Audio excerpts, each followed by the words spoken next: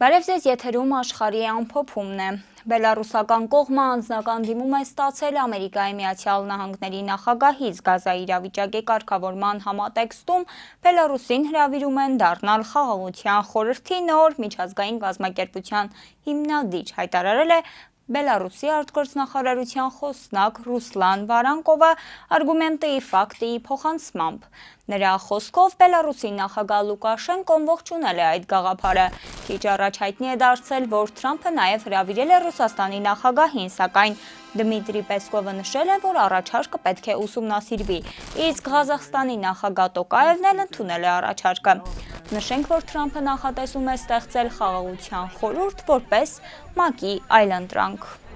Այսօր որպես վարչապետ ես որոշել եմ հունվարի 23-ին լուծարել ներկայացուցիչների պալատը, հայտարարել է Ճապոնիայի վարչապետ Սանաե Տակաիչին։ Այս որոշման պատճառների մասին խոսելով Տակաիչին նշել է, որ կառավարությունը գլխավորելու որոշումը կախված է ժողովրդից։ Ես կցանկանայի, որ ժողովուրդը ինքը որոշի, կարող է արդյոք ինձ վստահել երկրի կառավարումը, թե ոչ, հավելել է վարչապետը, հիշեցնելով, որ Ճապոնիայում վարչապետին ընտրում են խորհրդարանի անդամները, սակայն 2024 թվականի վերջին ընտրությունների ժամանակ նրա կողմից կառավարությունը ղեկավարելու մասին խոսք չի եղել։ Այսօր կսկսվի Մեծ Բրիտանիայի ամենաաղմկահարույց դատական վեճերից մեկը, Արքայազն Հարին և մի խումբ հայտնի դեմքեր, այդ թվում Էլթոն Ջոնը, դատի են տալիս Daily Mail-ին և The Mail on Sunday-ին, հաղորդել է The Guardian-ը։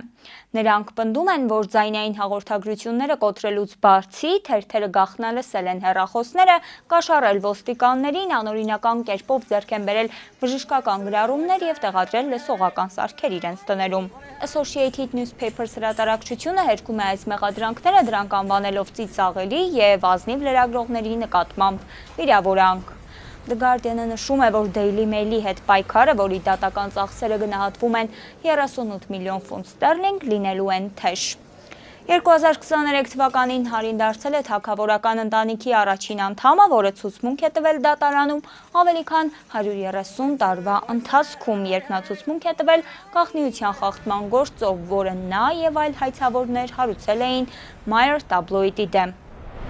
Ռուսաստանի նախագահ Վլադիմիր Պուտինն ու Բելարուսի նախագահ Ալեքսանդր Լուկաշենկոն էլ Սուրբ Հայտնության օրը մտնել են սառցե ջրի մեջ, հաղորդում են լրատվամիջոցները, հիշեցնենք, որ այսօր ուղղափառ քրիստոնյաները նշում են Աստվածահայտնության տոնը, որի ժամանակ հավատացյալները մտնում են սառցե ջրի մեջ։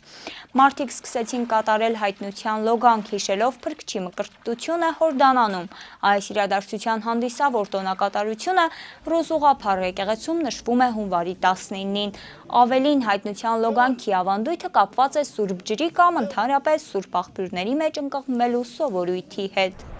Դե ինչ, այսօրվա համար այսքանը, կհանդիպենք վաղը, հաջողություն։